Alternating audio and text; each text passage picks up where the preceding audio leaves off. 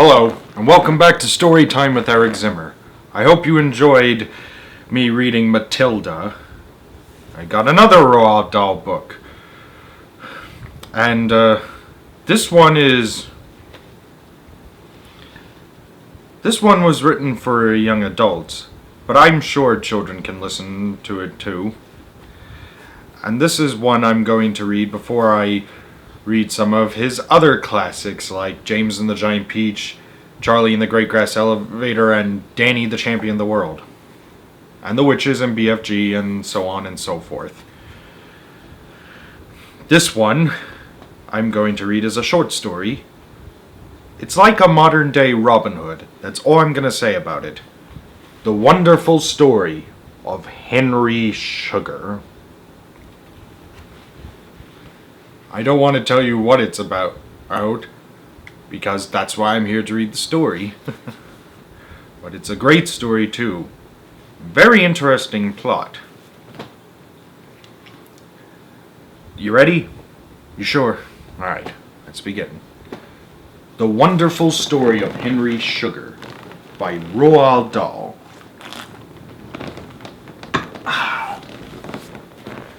Chapter 1. Henry Sugar was 41 years old and unmarried. He was also wealthy. He was wealthy because he had had a rich father who was now dead. He was unmarried because he was too selfish to share any of his money with a wife. He was 6 feet 2 inches tall, but he wasn't really as good looking as he thought he was. He paid a great deal of attention to his clothes. He went to an expensive tailor for his suits, to a shirt maker for his shirts, and to a boot maker for his shoes. He used a costly aftershave on his face, and he kept his hands soft with a cream that contained turtle oil. His hairdresser trimmed his hair once every 10 days, and he always took a manicure at the same time. His upper front teeth had been capped at incredible expense because the originals had had a rather nasty yellowish tinge. A small mole had been removed from his left cheek by a plastic surgeon. He drove a Ferrari car that must have cost him about the same as a country cottage. He lived in London in the spring and summer. But as soon as the first frosts appeared in October, he was off to the West Indies or the south of France, where he stayed with friends. All of his friends were wealthy from inherited money. Henry had never done a day's work in his life, and his personal motto, which he had invented himself, was this: "It is better to incur a mild rebuke than to perform an onerous task." His friends thought this was hilarious. I'm sure they did. Men like Henry Sugar are to be found drifting like seaweed all over the world. They can be seen especially in London, New York, Paris, Nassau, Montego Bay, Cannes, and St. Tropez. They are not particularly bad men, but they are not particularly good men either. They are of no real importance. They are simply a part of the decoration. All of them, all wealthy people of this type, have one peculiarity in common. They have a terrific urge to make themselves still wealthier than they already are. The million is never enough, nor is the 2 million. Always they have this insatiable longing to get more money, and that is because they live in constant fear of waking up one morning and finding there's nothing in the bank. These people all employ the same methods for trying to increase their fortunes. They buy stocks and shares and watch them going up and down. They play roulette and blackjack for high stakes in casinos. They bet on horses. They bet on just about everything. Henry Sugar had once staked £1,000 on the result of a tortoise race on Lord Liverpool's tennis lawn, and he had wagered double that sum with a man called Esmond Hanbury on an even sillier bet, which was as follows. They let Henry's dog out into the garden and watched it through the window, but before the dog was let out, each man had to guess beforehand what would be the first object the dog would lift its leg against. That means it's a male dog. Would it be a wall, a post, a bush, or a tree?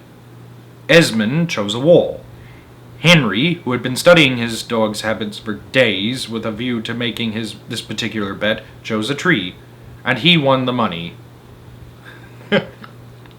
With ridiculous games such as these did Henry and his friends try to conquer the deadly boredom of being both idle and wealthy. Henry himself, as you may have noticed, was not above cheating a little on these friends of his if he saw the chance. The bet with the dog was definitely not honest, nor, if you want to know, was the bet on the tortoise race. Henry cheated on that one by secretly forcing a little sleeping pill powder into the mouth of his opponent's tortoise an hour before the race. And now that you've got a rough idea of the sort of person Henry Sugar was, I can begin my story. One summer weekend, Henry drove down from London to Guildford to stay with Sir William Windham. The house was magnificent, and so were the grounds, but when Henry arrived on that Saturday afternoon, it was already pelting with rain. Tennis was out, croquet was out, so was swimming in Sir William's outdoor pool. The host and his guests sat glumly in the drawing room, staring at the rain splashing against the windows. The very rich are enormously resentful of bad weather. It is the one discomfort that their money cannot do anything about. Somebody in the room said, "Let's have a game of canasta for lovely high stakes." The others thought that was a splendid idea, but as there were 5 people in all, one would have to sit out. Must be 4 people only. They cut the cards. Henry drew the lowest, the unlucky card. The 4th sat down and began to play.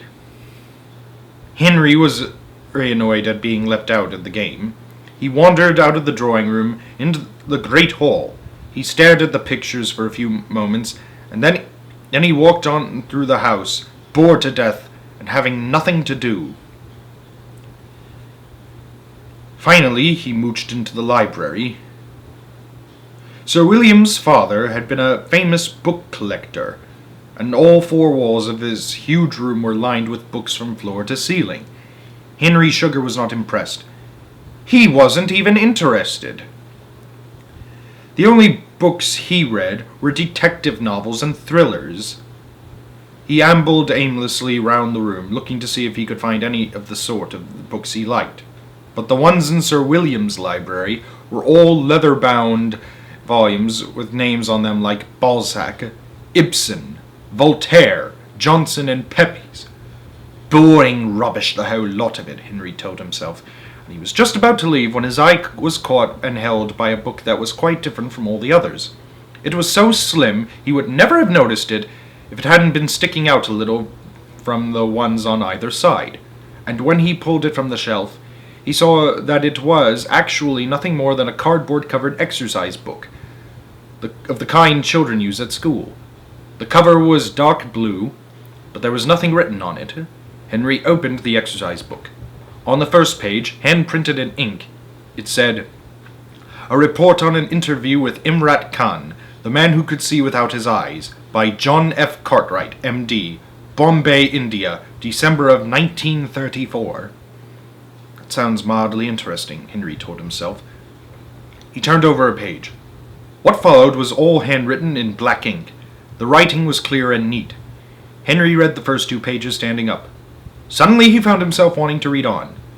This was good stuff. It was fascinating.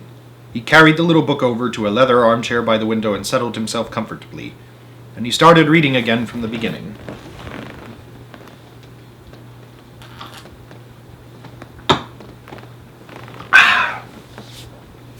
Chapter 2. This is what Henry read in the little blue exercise book. I, John F. Cartwright, am a surgeon at Bombay General Hospital. On the morning of the 2nd of December, 1934, I was in the doctor's restroom having a cup of tea. There were 3 other doctors there with me, all having a well-earned tea break. They were Dr. Marshall, Dr. Phillips, and Dr. McFarlane. There was a knock on the door. Come in, I said. The door opened, and an Indian came in who smiled as it said, Excuse me, please. Could I ask you gentlemen a favor? The doctor's restroom was a most private place.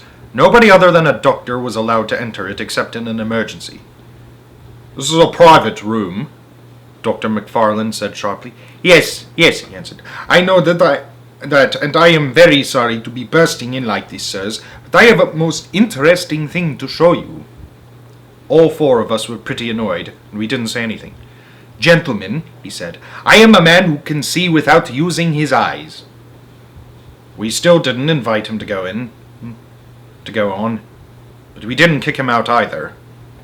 You can cover my eyes in any way you wish, he said. You can bandage my head with 50 bandages and I will still be able to read you a book. He seemed perfectly serious. I felt my curiosity beginning to stir. Come here, I said. He came over to me. Turn around. He turned around. I placed my hands firmly over his eyes, holding the lids closed. Now, I said, one of the other doctors in this room is going to hold up some fingers. Tell me how many he's holding up. Dr. Marshall held up 7 fingers.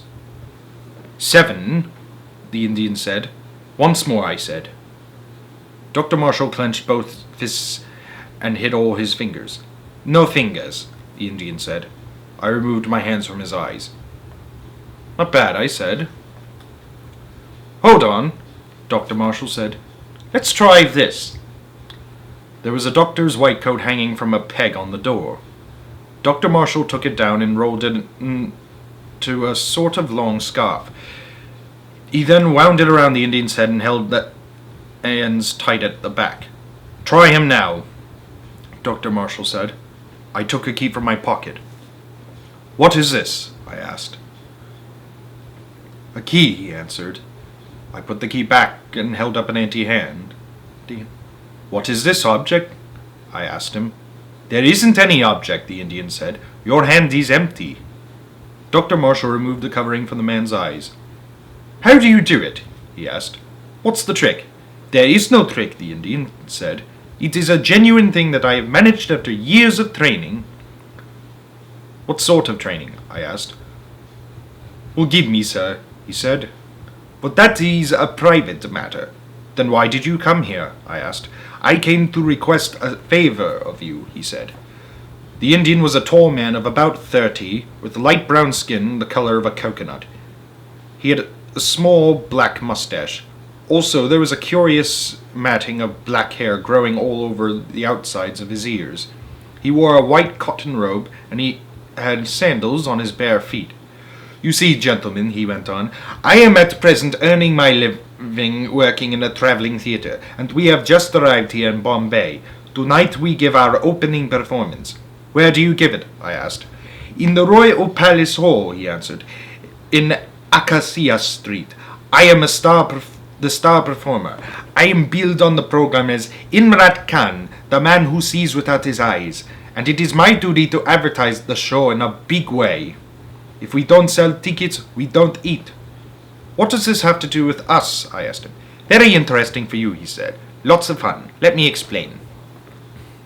You see, whenever our theatre arrives in a new town, I myself go straight to the largest hospital and I ask the doctors there to bandage my eyes. I ask them to do it in the most expert fashion. They must make sure my eyes are completely covered many times over. It is important that this job is done by doctors, otherwise people will think I am cheating. Then when I am fully bandaged, I go out into the street and I do a dangerous thing. What do you mean by that? I asked. What I mean is that I do something that is extremely dangerous for someone who cannot see. What do you do? I asked. It is very interesting, he said. And you will see me do it if you will be so kind as to bandage me up first. It would be a great favor to me if you will do this little thing, sirs. I looked at the other 3 doctors. Dr. Phillips said he had to go back to his patients. Dr. McFarlane said the same. Dr. Marshall said, Well, why not? It might be amusing. It won't take a minute. I'm with you, I said. But let's do the job properly. Let's make absolutely sure he can't peep. You are extremely kind, the Indian said. Please do whatever you wish. Dr. Phillips and Dr. McFarlane left the room. Before we bandage him, I said to Dr. Marshall, let's first of all seal down his eyelids. When we've done that, we'll fill his eye sockets with something soft and solid and sticky. Such as what? Dr. Marshall asked. What about dough? Dough would be perfect, Dr. Marshall said. Right, I said. If you will nip down to the hospital bakery and get some dough, I'll take him to the surgery and seal his lids. I led the Indian out of the restroom and down the long hospital corridor to the surgery. Lie down there, I said, indicating the high bed. He lay down. I took a small bottle from the cupboard. I had an eyedropper in the top. This is something called collodion, I told him. It will harden over your closed eyelids so that it is impossible for you to open them. How do I get it off afterward? He asked me. Alcohol will dissolve it away quite easily, I said. It's perfectly harmless. Close your eyes now. The Indian closed his eyes. I applied collodion to both lids. Keep them closed, I said. Wait for it to harden. In a couple of minutes, the collodion had made a hard film over the eyelids, sticking them down tight. Try to open them, I said. He tried, but couldn't. Aha! It worked! Dr. Marshall came in with a basin of dough. It was perfectly white. It was the ordinary white dough used for baking bread. It was nice and soft. I took a lump of the dough and plastered it over one of the Indian's eyes. I filled the whole socket and let the dough overlap onto the surrounding skin. Then I pressed the edges down hard. I did the same with the other eye. That isn't too uncomfortable, is it? I asked. No, the Indian said. He's fine. You do the bandaging, I said to Dr. Marshall. My hands are too sticky. My fingers are too sticky. Pleasure, Dr. Marshall said. Watch this. He took a wad of cotton wool and laid it on top of the Indian's dough-filled eyes. The cotton wool stuck to the dough and stayed in place. Sit down, please, Dr. Marshall said. The Indian sat on the bed. Dr. Marshall took a roll of 3-inch bandage and proceeded to wrap it round and round the man's head. The bandage held the cotton wool and the dough firmly in place. Dr. Marshall pinned the bandage. After that, he took a second bandage and began to wrap that one not only around the man's eyes, but around his entire face and head. As though he was wrapping up a mummy. Please do leave my nose free for breathing, the Indian said. Of course, Dr. Marshall answered. He finished the job and pinned down the end of the bandage. How's that? He asked.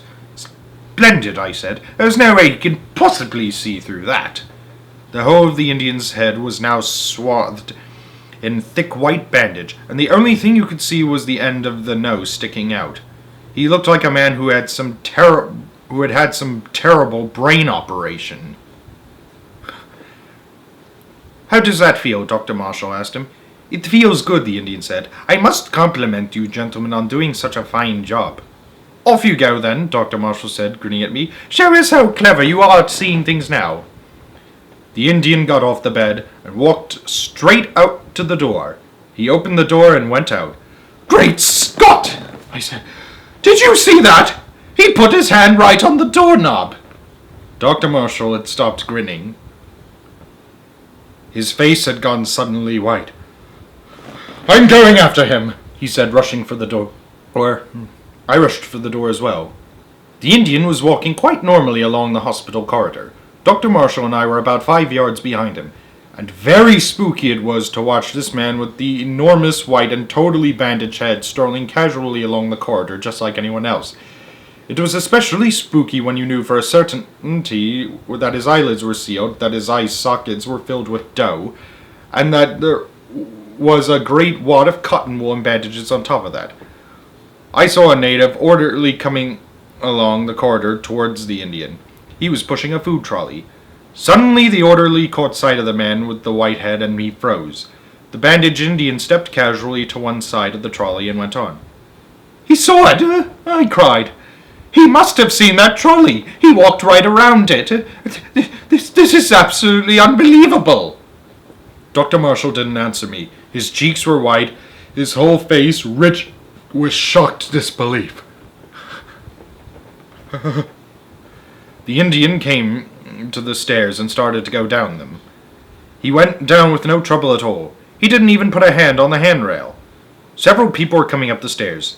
Each of them stopped, gasped, stared, and quickly got out of the way. At the bottom of the stairs, the Indian turned right and headed for the doors that led him out into the street. Dr. Marshall and I kept close behind him. The entrance to our hospital stands back a little from the street, and there is a rather grand series of steps leading down from the entrance into a small courtyard with acacia trees around it. Dr. Marshall and I came out into the blazing sunlight and stood at the top of the steps. Below us in the courtyard, we saw a crowd of maybe 100 people. At least half of them were barefoot children, and as our white-headed Indian walked down the steps, they all cheered and shouted and surged towards him. They greeted him by holding both hands above his head. Suddenly I saw the bicycle. It was over to one side at the bottom of the steps, and a small boy was holding it. The bicycle itself was quite ordinary, but on the back of it, fixed somehow to the rear wheel frame, was a huge placard, about 5 feet square. On the placard were written the following words: Imrat Khan, the man who sees without his eyes. Today my eyes have been bandaged by hospital doctors. Appearing tonight and all this week at the Royal Palace Hall, Acacia Street at 7 p.m. Don't miss it. You will see miracles performed. Our Indian had reached the bottom of the steps, and now he walked straight over to the bicycle. He said something to the boy, and the boy smiled. The Indian mounted the bicycle. The crowd made way for him. Then, lo and behold, this fellow with the blocked-up bandaged eyes now proceeded to ride across the courtyard and straight out into the bustling, honking traffic of the street beyond.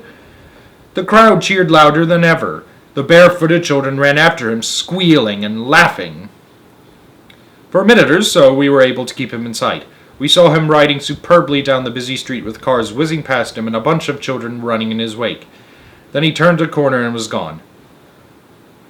I feel quite giddy, Dr. Marshall said. I can't bring myself to believe it. We have to believe it, I said. He couldn't possibly have removed the dough from under the bandages. We have never let him out of our sight. And as for unsealing his eyelids, that job would take him 5 minutes with cotton wool and alcohol. Do you know what I think? Dr. Marshall said. I think we have witnessed a miracle. We turned and walked slowly back into the hospital. To be continued.